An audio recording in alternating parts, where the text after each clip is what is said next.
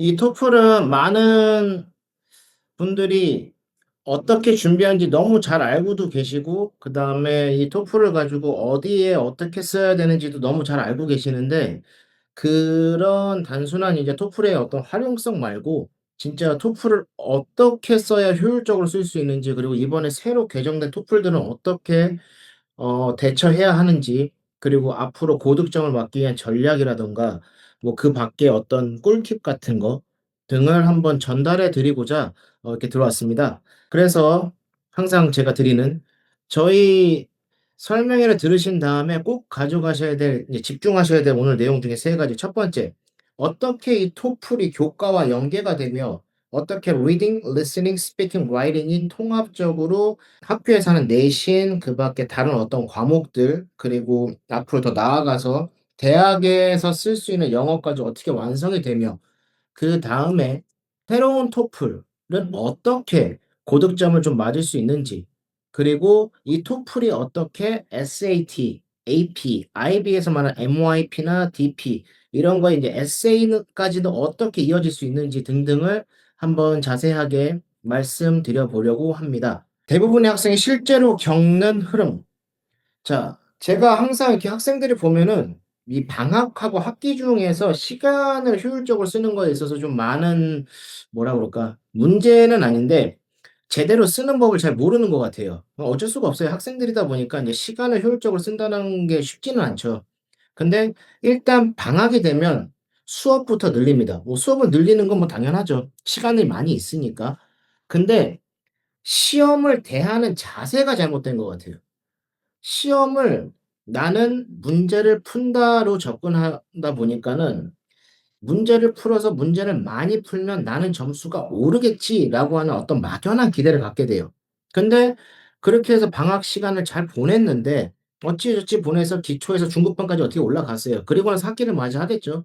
근데 그 학기를 맞이하고 나면은 단순히 내가 인제 시간을 투자했던 양에 한참 못 미치는 시간을 투자할 수밖에 없어요. 왜냐하면 학교 안에서 하는 과목들도 만만치 않거든요. 그러다 보니까 내가 시간을 짬을 내서 뭔가 좀 더 해 봐야지, 해 봐야지 해도 점수가 정체되면은 자연스럽게 마음이 급해져요. 그리고 내 학교 스케줄에 맞춰서 내 공부 계획들을 계속 수정을 하게 돼요. 그러면은 그동안에 내가 쌓아왔던 것들이 꾸준히 이어져 가면 너무 좋은데, 이게 다른 것들을 하다 보면은 어느 순간 내가 1 주일을 놓고 2 주를 놓고 3 주를 놓다 보면은 한 달을 놓게 되고, 그러다 보면은 잊어버리게 되죠. 그럼 다시 또 여름방학이 끝나고 겨울방학이 올 때쯤 되면은 다 잊어버렸어요. 그러면 이걸 또 해야 돼요. 근데 이런 악순환이 계속 반복이 되는 거죠. 그래서 저는 항상 시험을 할 때 이 시험을 내가 어떻게 이용해서 나의 발전을 이뤄낼 수 있는 건가, 그런 효율성을 좀 따지는 걸 되게 좋아합니다. 그래서 오늘 파트 1 바로 시작하도록 하겠습니다. 지금의 이 토플은 준비입니까? 아니면 낭비입니까? 국제학교 같은 경우는 지금 현재 학기 중이죠. 학기 중이고, 그다음에 학교에서 많은 과목들을 할 거예요. 특히 MYP나 DP 가는 친구들은 학교 안에서 하는 과제들만 해도, 물론 아직 학기 초긴 하지만 그래도 그 안에서 하는 과목들 따라가는 것도 쉽지가 않을 거예요. 근데 한국 국제학교나 아니면은 인제 로컬 학교들, 해외에 있는 로컬 학교들은 방학인 곳들이 있어요. 특히나 이제 저희 학생들도 지금 상해에 있는 한국 국제학교 아이들은 지금 저희한테 방학이라서 인제 토플 수업을 듣고 있는데, 이렇게 이 한국 국제학교들은 토플 기반으로 영어를 이렇게 공부를 해요. 그러다 보니까 영어 성적이 생각보다 좋아요. 그리고 방학 기간에도 이걸 꾸준히 이어서 할 수 있어요. 그러다 보니까 나중에 이 친구들한테 어떤 좋은 점이 있냐면, 토플에 대해서 많은 부분을 하고 난 다음에 SAT로 넘어가요. 그러다 보니까 이 SAT 점수가 생각보다 국제학교 아이들보다 잘 나오는 경우가 좀 많아요. 근데 이 외국계, 뭐 영국계든 미국계든 뭐 IB든 뭐 AP든 아니면은 뭐 A 레벨 하던 이런 친구들은 혹시나 이 토플의 활용성을 따질 때 뭘로 보냐면, '미국 대학을 지원할 때 나중에 토플 점수가 필요하지.'라고 생각을 해요. 아니면은 오히려 반대로 한국으로 백할 때, 한국에 갈 때 나의 어떤 뭐 스펙을 하나를 위해서 토플 점수를 따는 경우가 좀 있죠. 그리고 국내에는 일반고를 다니고 있는 학생들은 해외 대학을 준비하거나 아니면은 뭐 내 어떤 발전을 위해서 토익 대신 토플을 인제 뭐 회사나 뭐 다른 것들을 하기 위해서 나중에 그런 스펙을 만들기 위해서 인제 토플을 따는 경우가 있는데, 인제 이게 저학년일 때는 토플을 좀 공부를 하다가 한동안 쉬어요. 왜 9 학년이나 10 학년 때 쉬냐면 토플에는 exploration day가 있어요. 그래서 2 년을 맞추기 위해서 나중에 시작을 하죠, 다시 또. 그러다 보니까 중간에 또 비는 거예요. 근데 저는 이 토플이라는 거를 조금 일찍 시작했으면 어떻게 방향성을 잡고 가는지를 좀 잘 알고 이걸 좀 잘 활용했으면 좋겠다라는 거 안에서 저는 준비라고 생각을 합니다. 토플 하나로 내신, SAT, 에세이, 실전 영어, 그리고 나아가서는 저 밑에 있는 거 먼저 말씀드릴게요. 토플은 이미 대학 수준의 언어로 이루어져 있습니다. 그 말은 뭐냐? 실예로 제가 대학을 다닐 때 미국에서 정말 많은 아이들이 인제 뭐 학교 트랜스퍼를 하고 싶어 하기도 하고, 그다음에 뭐 학교에 편입 뭐 아니면은 인제 뭐 처음 이제 유학을 와서 어학원에서 이제 학교로 들어가고 싶어 하기도 하고, 이럴 때 가장 많이 보는 게 토플인데, 그러고 나서 학교로 들어가면은 토플에서 썼던 문법, 문장, 단어들이 고대로 쓰여요. 거의 한 80%가 쓰여요. 오히려 SAT에서 나오는 것들은 스템 계열에서 좀 더 이렇게 좀 난이도 있는 납스 있는 공부를 할 때 빼고는 오히려 토플이 더 브로드하게 쓰여요. 그래서 위에 보시면은 어휘나 문장이나 이런 구조들이 되게 짜임새 있게 잘 나와 있어요. 그리고 거의 퍼펙트한 어떤 센텐스를 가지고 쓰여져요. 그리고 난 다음에 이게 6, 7, 8 학년한테 왜 좋냐고 그러면, 저희 학생들은 지금 이걸 실제로 쓰고 있는데 학교에서 하고는 휴머니티 클래스, 그리고 히스토리 클래스, 그리고 스템 클래스에서 이어지는 이런 배경 지식에 대해서 지문에 거의 다 나와 있어요. 토플 지문에는 잉카도 있고 마얀도 있고 그다음에 피라미드도 있고 휴머니티도 있고 그다음에 거기엔 르네상스도 있고 정말 많은 히스토리컬 백그라운드가 있는데, 거기에 플러스로 스템 계열에서 나오는 어떤 뭐 바이올로지컬, 예를 들어서 뭐 돼지의 어떤 장기를 사람에게 이식하는 게 성공했는지 안 했는지 이런 것들의 내용도 같이 나와 있어요. 그러다 보니까 이 토플 지문을 저는 거의 매일 하루에 하나씩 하라고 했거든요. 근데 그걸 하나씩 하다 보면은 아이들이 자연스럽게 영어도 느는데 단어도 외우게 되고, 그러면서 백그라운드 지식이 자연스럽게 강화될 수밖에 없어요. 그 말은 시간을 내가 따로 쓸 필요가 없다라는 거죠. 되게 효율적으로 시간을 쓸 수 있는 거예요. 근데 여기서 더 나아가서 좀 더 욕심 있는 학생들은 제가 그거래요. 뉴욕 타임즈를 봐라. 뉴욕타임스에 나오는 지문 하나씩을 더 봐라. 아니면 내셔널 지오그래피의 그 웹사이트에 있는 거 들어가서 그냥 내 학년에 맞는 내가 보고 싶은 아무거나, 우주도 좋고 뭐 AI도 좋고 뭐 어떤 바이올로지도 좋고 스템도 좋고 뭐 휴머니티 좋고 뭐 히스토리도 좋고 그걸 좀 봐라. 왜 그러냐? 그걸 보면 토플 지문하고 거의 차이가 없어요. 그리고 거기에 끝에는 단어도 같이 나와 있거든요. 그걸 내가 하루에 하나 못 한다, 이틀에 하나라도 하면은 정말 큰 도움이 돼요, 이게. 그리고 토플의 또 장점 중에 하나가 뭐냐면 읽고 쓰고 듣고 말하는 걸 동시에 하는 시험이에요. 그러다 보니까 대학에 가서, 실제 미국 대학에 가서 저희가 하는 말 중에 뭐냐면 "왜 가냐?" 읽고 듣고 쓰고 말하러 갑니다, 토론하러. 근데 그걸 다 준비하는 시험 중에 하나가 토플이에요. 근데 이렇게 효율적인 공부를 단순히 시험으로 대한다? 그러면은 토플을 정말 잘못 쓰고 있는 거예요. 저도 토플에 대해서 정말 큰 도움을 많이 받았던 사람이어 가지고. 그러면 기존의 토플 준비 방식하고 이번에 바뀐 토플 준비 방식에는 뭐가 다른 점이 있느냐? 자, 리딩 먼저 보겠습니다. 리딩.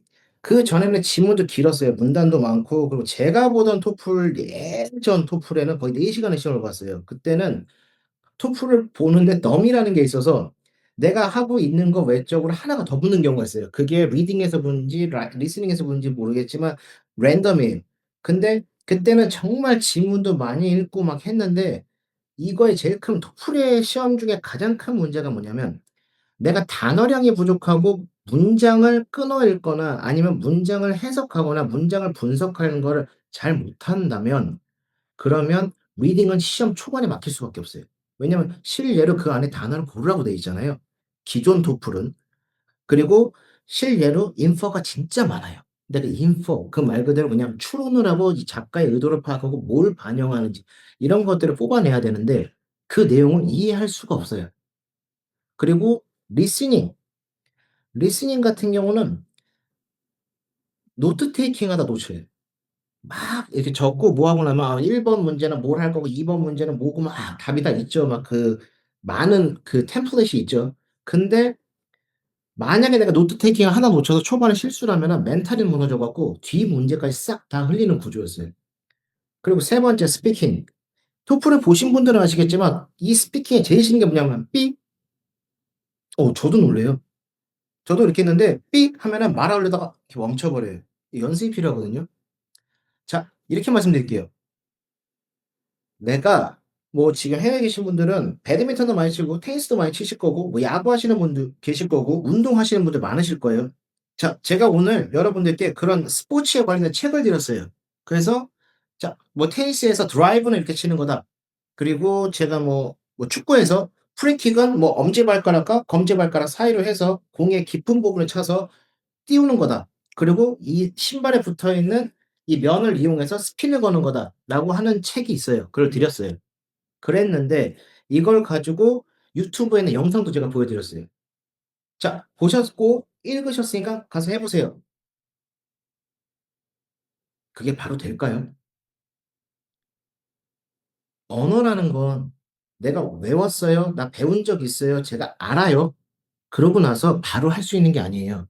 단어는 알았는데 내가 문법은 알았는데 문장도 외웠었는데 이걸 뭉쳐서 내가 써본 적이 있는지 내가 말을 해본 적이 있는지 그리고 이걸 내가 알고 있는 걸 이 사람이 이 문제에 나오는 걸 실제로 말하는 걸 내가 들어서 '아 내가 이걸 이해하고 내가 '아 이렇게 됐구나.'라고 실제로 나한테 소화시키는 작업이 정말 땀 흘리는 그 작업이 필요한데 단순히 아이들이 그러죠. 내가 배웠는데.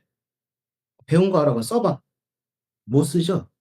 그 안에서 실력이 갈려요. 이걸 정말 디테일하게 나가야 되는데 그래서 요즘에 그러잖아요.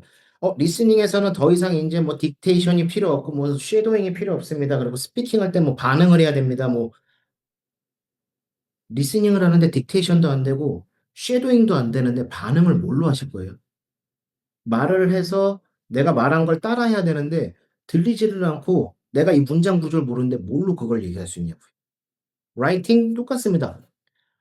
라이팅 같은 경우는 예전엔 그랬어요. 템플릿이 정확하게 있죠, 원 투에서. 근데 그 템플릿대로 쓰고 난 다음에 그 안에 내가 내용을 채워 넣는 그런 거였어요. 근데 그 내용들을 채워 넣는 것들이 이제 변했어요, 좀 이번에 시험에서. 그래서 저희가 뒤에서 인제 그걸 설명을 드릴 건데 어떻게 변했는지 간단하게 제가 먼저 말씀드리겠습니다. 리딩하고 리스닝 제일 중요한 거는 일단 모듈 1 하고 모듈 2 라는 게 생겼고 그다음에 그 모듈에 따라서 내가 틀린 문제에 따라서 뒤에 난이도가 결정이 됩니다. 그리고 시험에서 되게 반응적인 부분을 빠르게 반응을 해야 되는데 이게 정말 많은 문제 유형이 있다 보니까 이걸 내가 전부 다 외워서 반응을 해야지 그 정도면 이걸 다 외워야 돼요. 실례로 말 그대로 예전에 지금 한국에서 있던 거 시원스쿨 같은 거 문장을 하루에 외우세요. 몇 개 외우세요. 막 쫙 계속 외우죠. 그걸 외우고 내가 매일 씁니다. 근데 그 문장을 다 외워 놓고 외국 앞에 갑니다. 그러면 그 말을 하면 좋은데 근데 그게 바로바로 팍팍팍팍 떠오르냐고요. 안 떠오르죠. 이번 스피킹이 그렇더라고요. 저도 처음에 딱 듣고 나서 야 이거 어떻게 말해 애들이?"라고 했어요. 라이팅 정말 라이팅은 스피킹에서 이어지는 것 같아요. 이 구조를 문장 구조를 내가 정확하게 모른다. 그럼 라이팅에서 시간적인 압박 때문에 내가 풀 수 있음에도 불구하고 틀릴 수밖에 없게 만들어 놨더라고요. 그래서 단어도 많이 외웠고 지문도 풀었고 학원도 다녔어요. 근데 너만의 방법으로 너만의 뭔가를 만들었고 너만의 그 노하우를 갖고 있는 시간과 땀이 없으면 할 수가 없다라고 얘기하는 겁니다.